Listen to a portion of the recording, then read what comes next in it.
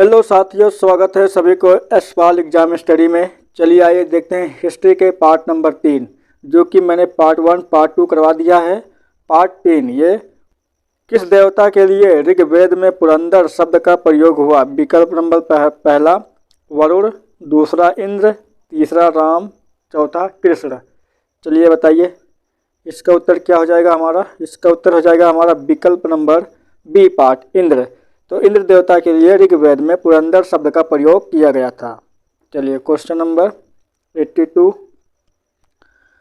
सूत्र किस विषय से संबंधित पुस्तक है। विकल्प नंबर पहला गणित, दूसरा संस्कृत, तीसरा ज्योतिष या चौथा ज्यामिति। चलिए बताइए इसका क्या उत्तर हो जाएगा हमारा।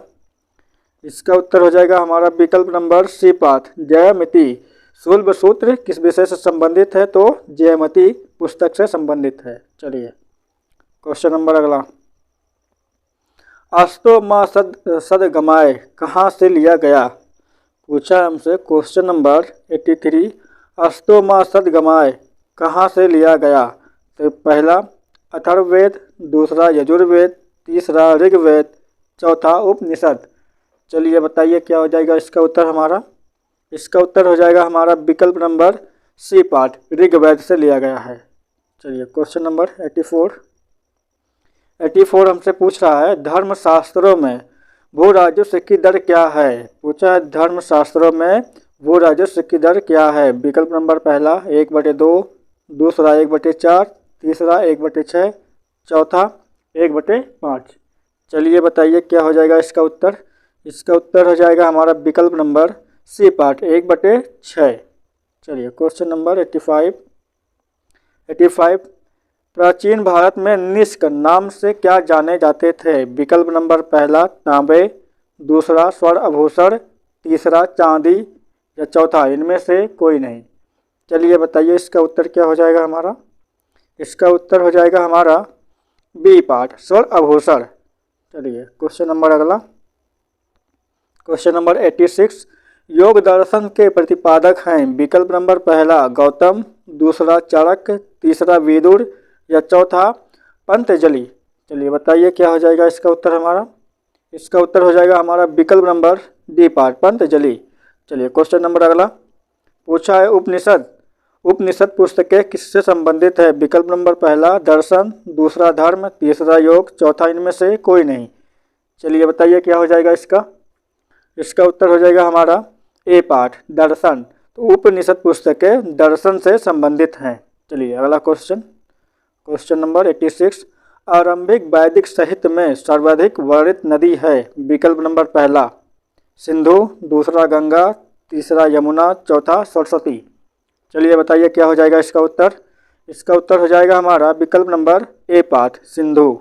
चलिए क्वेश्चन नंबर अगला 89, कर्म का सिद्धांत किससे संबंधित है। विकल्प नंबर पहला मीमांसा से, दूसरा वेदांत से, तीसरा न्याय से या चौथा ये सभी। चलिए बताइए क्या हो जाएगा इसका उत्तर हमारा। इसका उत्तर हो जाएगा हमारा विकल्प नंबर ए पार्ट मीमांसा से संबंधित है। चलिए आइए देखते हैं क्वेश्चन नंबर 90, वैदिक युग में प्रभावित लोकप्रिय शासन प्रणाली थी। विकल्प नंबर पहला गणतंत्र, दूसरा प्रजातंत्र, तीसरा राजा शासन या चौथा वंशानुगत राजतंत्र। चलिए बताइए क्या हो जाएगा इसका उत्तर। इसका उत्तर हो जाएगा हमारा विकल्प नंबर ए पार्ट गणतंत्र। आइए देखते हैं क्वेश्चन नंबर 91, सबसे प्राचीन वेद कौन सा है। विकल्प नंबर पहला सामवेद, दूसरा ऋग्वेद, तीसरा अथर्ववेद या चौथा यजुर्वेद। चलिए बताइए हमसे पूछा है सबसे प्राचीन वेद कौन सा है। तो उत्तर हो जाएगा हमारा बी पार्ट ऋग्वेद सबसे प्राचीन वेद है। चलिए अगला क्वेश्चन 92, कौन सा वेद असंतः गद्य रूप से भी रचित है। पूछा है कौन सा वेद असंतः गद्य रूप में भी रचित है। चलिए बताइए विकल्प नंबर पहला ऋग्वेद, दूसरा सामवेद, तीसरा अथर्ववेद, चौथा यजुर्वेद। क्या हो जाएगा इसका उत्तर हमारा। इसका उत्तर हो जाएगा हमारा विकल्प नंबर डी पार्ट यजुर्वेद।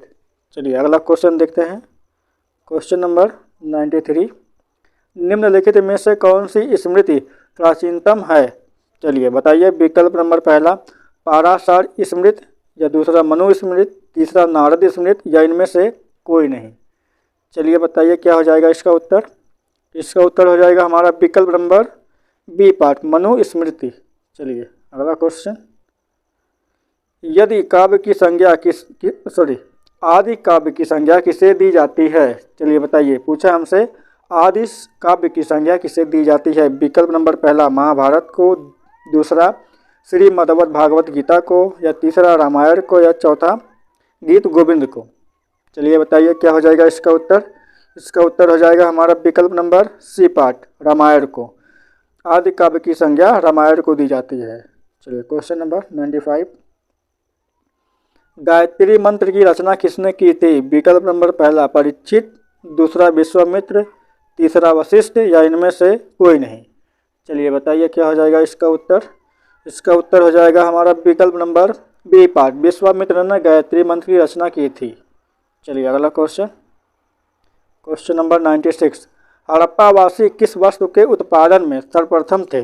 चलिए बताइए, विकल्प नंबर पहला कपास, दूसरा जौ, तीसरा चावल, चौथा गेहूँ। चलिए बताइए हड़प्पावासी किस वस्तु के उत्पादन में सर्वप्रथम थे। तो हमारा उत्तर हो जाएगा विकल्प नंबर ए पार्ट, कपास।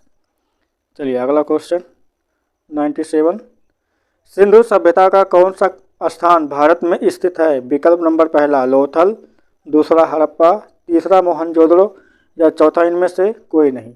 चलिए बताइए, हमसे पूछा है सिंधु सभ्यता का कौन सा स्थान भारत में स्थित है। तो इसका उत्तर हो जाएगा हमारा विकल्प नंबर ए पार्ट, लोथल। चलिए अगला क्वेश्चन 98,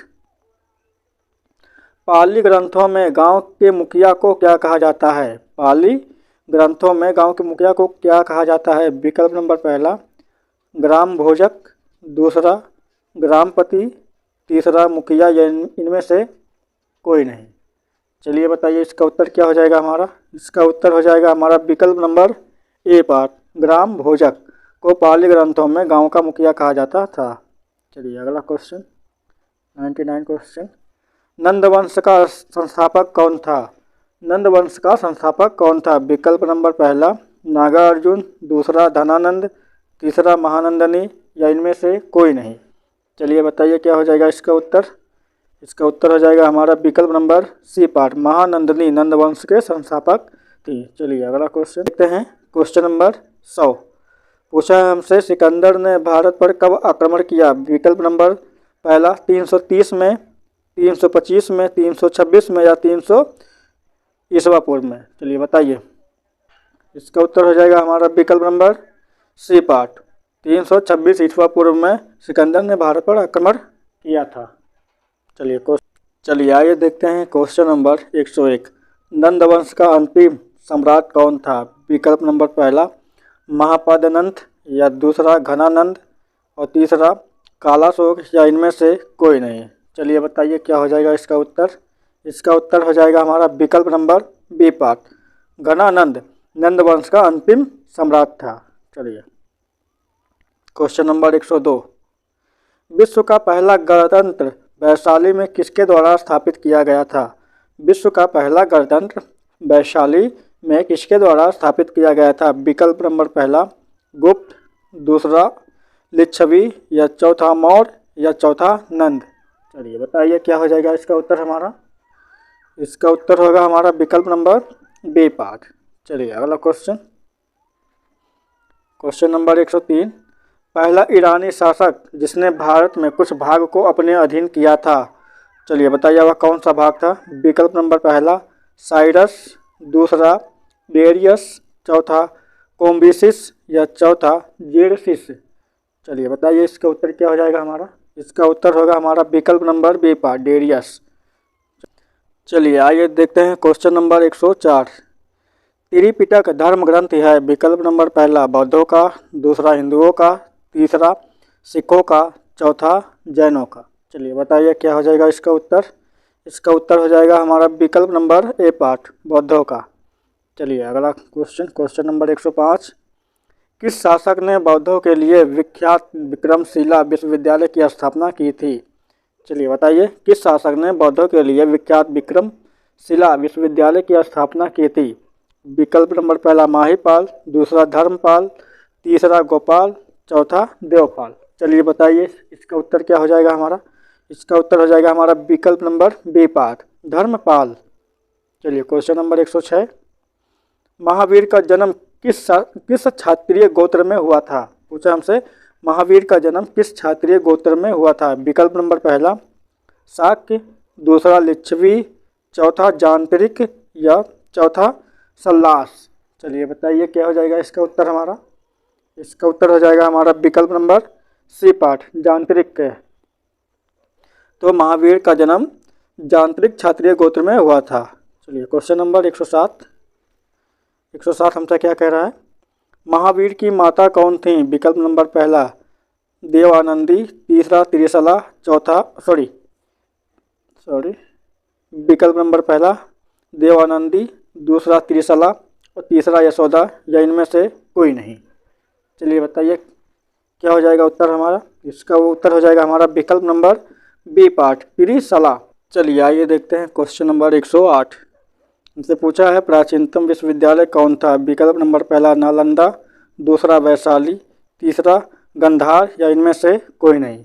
इसका उत्तर हो जाएगा हमारा विकल्प नंबर ए पार्ट नालंदा प्राचीनतम विद्यालय था। चलिए अगला क्वेश्चन 109 क्वेश्चन, भगवान महावीर का प्रथम शिष्य कौन था? विकल्प नंबर पहला जमाल, दूसरा यशोद और तीसरा प्रभास, या इनमें से कोई नहीं। चलिए बताइए क्या हो जाएगा इसका उत्तर हमारा? इसका उत्तर हो जाएगा हमारा विकल्प नंबर ए पार्ट जमाल। भगवान महावीर का प्रथम शिष्य जमाल था।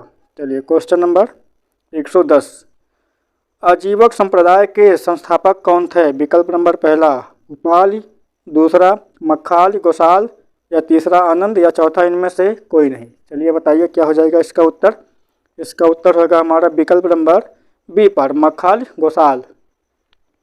चलिए साथियों अब आज के लिए इतना ही। यदि साथी वीडियो पसंद आया हो तो वीडियो को सब्सक्राइब, लाइक, शेयर करना ना भूलें। वीडियो को देखने के लिए धन्यवाद।